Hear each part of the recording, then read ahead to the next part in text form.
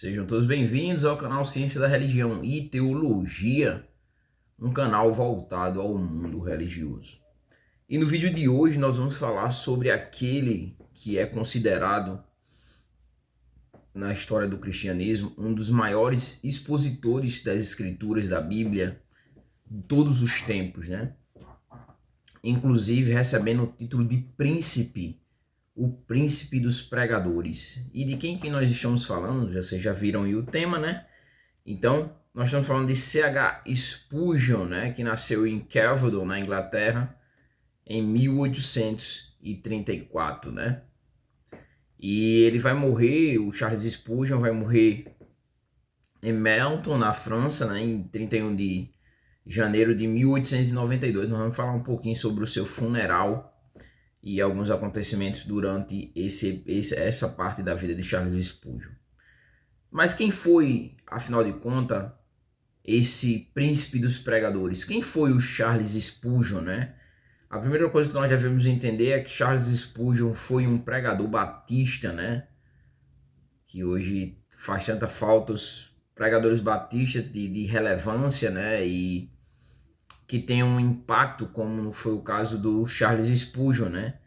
Que é reverenciado até hoje no protestantismo reformado, né? Como o príncipe dos pregadores. Charles Spurgeon, ele vai se converter em 6 de janeiro de 1880, 1850, na verdade. Ele se converte em 6 de janeiro de 1850.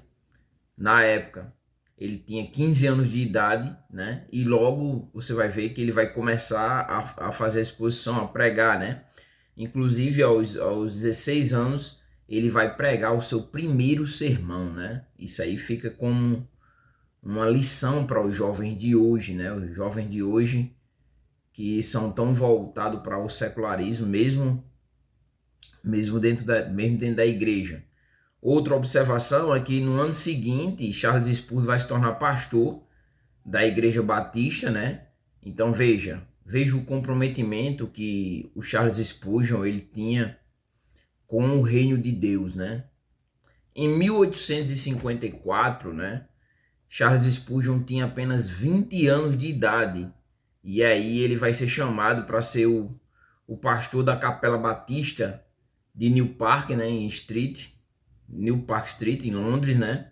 E mais tarde esse local, né, essa capela vai se tornar o Tabernáculo Metropolitano, né, bem famoso, né, até os dias de hoje. E aí vem a questão, né? O Charles Spurgeon, ele é bem conhecido, né? Na verdade, a forma pela qual ele ficou bem conhecido foi devido à sua habilidade que ele tinha, né? Na exposição dos textos bíblicos, né? E na pregação. Charles Spurgeon, ele vai ser a família de sua família, na verdade, que é originária da Holanda, né? Foi para a Inglaterra no século XVI, exatamente para escapar da perseguição religiosa. Então é assim que Charles Spurgeon vai acabar, a família dele vai para lá e é onde ele vai começar o seu ministério, vai a desenvolver o seu chamado, né? Mas a sua família é deslocada para a Inglaterra a partir da perseguição do século XVI. Charles Spurgeon, no seu ministério, né, e muitos hoje têm essa dificuldade de vivenciar o verdadeiro chamado ao pastoreio, o verdadeiro chamado a uma vivência de dedicação exclusiva a Deus, né? E muitos acham que o serviço a Deus, que a obra de Deus, que o reino de Deus é algo onde você vai viver somente momentos de alegria, somente momentos de felicidade e vai ser tudo perfeito. E o reino de Deus, ele não é assim. Inclusive o próprio Jesus disse que no mundo teríamos aflição. Charles Spurgeon, ele enfrentou muita oposição durante o seu ministério, né? Inclusive ele enfrentou controvérsias, né? No entanto, Charles Spurgeon, ele não se deixou abater e ele foi ferrenho na defesa da fé, né? Ele defendeu a fé batista, né? A fé batista reformada. E o Charles Spurgeon, ele vai vivenciar a sua fé de uma forma tão intensa que ele vai pregar o evangelho até o último dia da sua vida. Um ponto importante também, quando nós falamos da vida do Charles Spurgeon, é com relação aos seus feitos, né?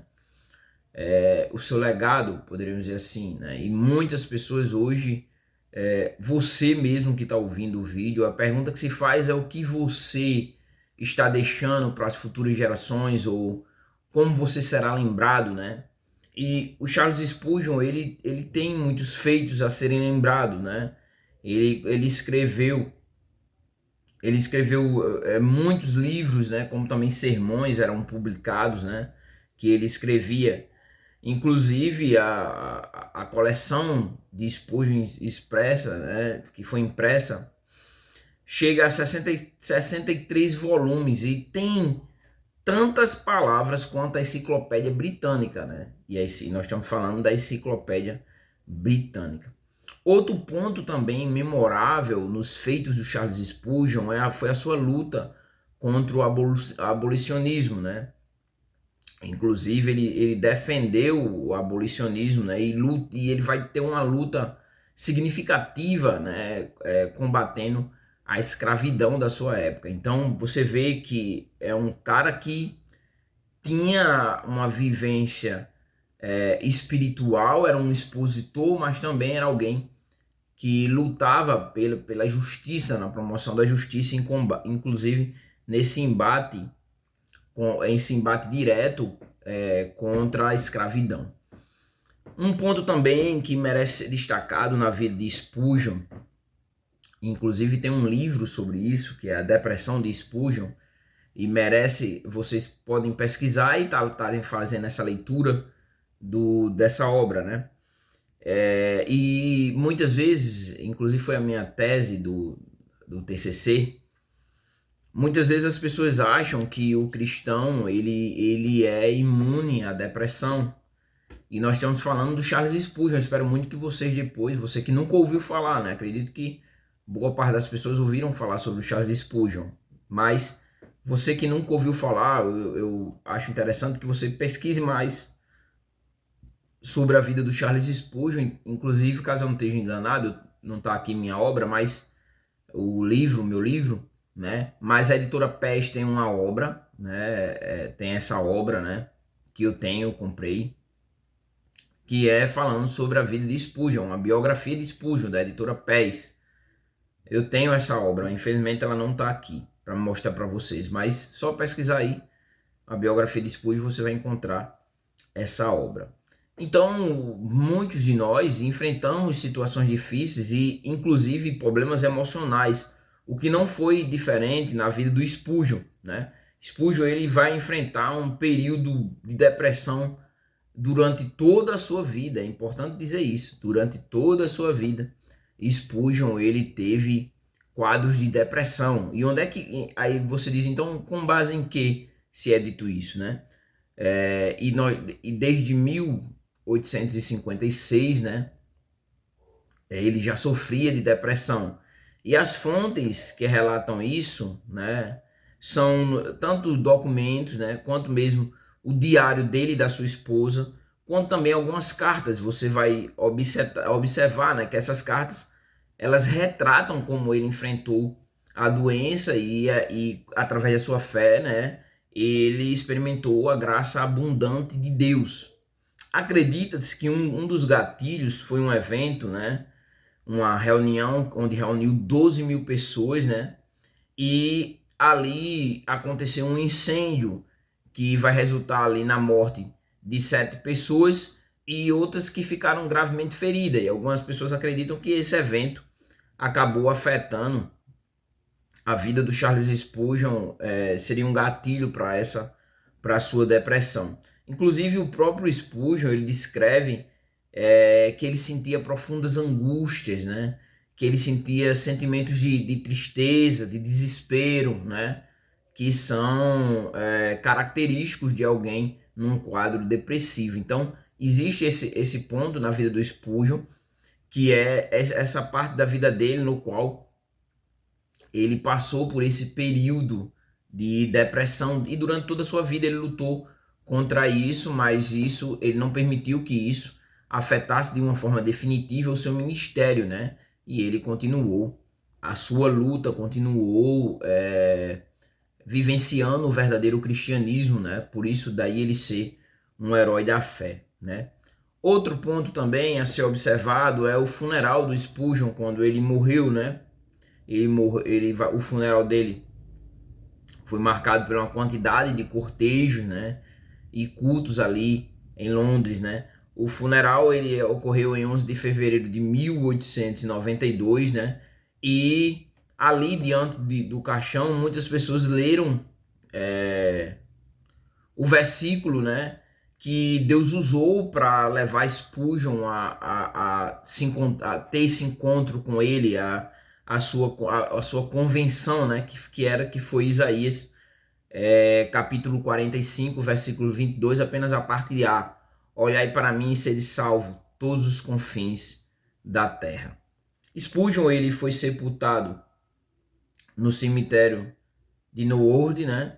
E a sua lápide ali contém uma placa comemorativa, né? Então temos até o funeral de Spurgeon foi algo que merece ser destacado e que teve ali um impacto na vida daquelas pessoas que o conheciam, daquelas pessoas que não só viam Spurgeon de forma teórica, mas de forma prática, alguém que realmente vivenciava aquilo que pregava, né? E aí, para seguirmos para o final do vídeo, eu acho que aqui merece, para finalizar, ser destacado o legado de Spurgeon, né? O que, através da vida de Spurgeon, como esse príncipe dos pregadores, né? O que ele deixou e quando olhamos para a vida dele, o que podemos tirar de legado e aplicarmos à nossa própria vida, né? Esse legado ele é vasto, né? E influencia muitas pessoas ao redor do mundo até hoje, né?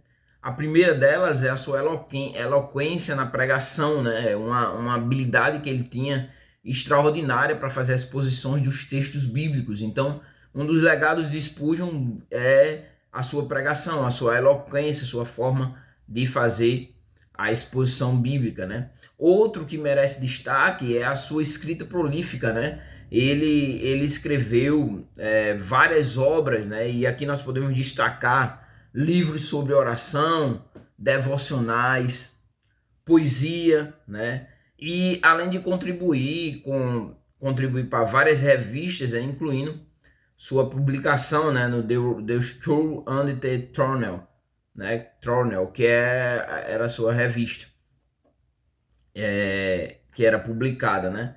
Outro ponto também é com relação à contribuição que o Charles Spurgeon teve e tem até hoje para a fé cristã, né? Ele fundou uma universidade, o Charles Spurgeon, ele copilou seu próprio inário, compondo inclusive hinos, né? Outro ponto ainda também da sua contribuição para a fé é que o Spurgeon ele supervisionou um orfanato. E um outro ponto, o último ponto, é que ele fundou uma organização de caridade que deu continuidade ao seu trabalho em todo o mundo, né, até os dias de hoje. Então, nós estamos diante de alguém que tem, daí ser chamado também um dos heróis da fé, né? Porque ele tem um legado e a sua vida, a sua obra, né, que permanece até hoje. Até hoje as obras de Spurgeon, os livros de Spurgeon, eles são vendidos, né? Eu acho que tem um livro que é Os Tesouros de Davi, que, caso não esteja enganado, também foi tirado dos escritos de Spurgeon. E, assim, se você for pesquisar as obras e comprar as obras, né, principalmente as suas publicações, né, seus sermões eram publicados, né, e você vê que era alguém que tinha uma vida significativa para o reino de Deus. E muitas vezes a questão é olharmos para a nossa vida, olharmos para a vida do Charles Spurgeon, olharmos para nossas vidas e questionarmos qual tem sido a nossa contribuição para o reino de Deus, como nós temos contribuído, o que as pessoas veem através das nossas vidas, né? E como o que essas pessoas observam e conseguem chegar até Deus olhando para a sua vida, para a minha vida, assim como nós olharmos para a vida do Charles Spurgeon e entendermos o plano de Deus na vida dele, e que Deus também tem um plano individual para a vida de cada pessoa. Cada um de nós é chamado com um objetivo, cada um de nós fomos chamados, né, para um serviço especial, para uma obra especial, um ministério especial de Deus aqui na terra, né? E sem exceção, todos nós fomos chamados, né? Nós fomos chamados para multiplicarmos o reino, para anunciar o rei, né? Que é Jesus Cristo, né? E que um dia voltará para buscar a sua igreja. Precisamos ser arautos de Deus, precisamos anunciar os seus oráculos a toda a humanidade para que elas possam chegar até Deus. E quando morrermos, né? Aí entendermos qual foi as obras, olharmos para a nossa vida, assim como olhamos para a vida do Spurgeon, e chegarmos à conclusão do que deixamos, né, para as gerações futuras, né?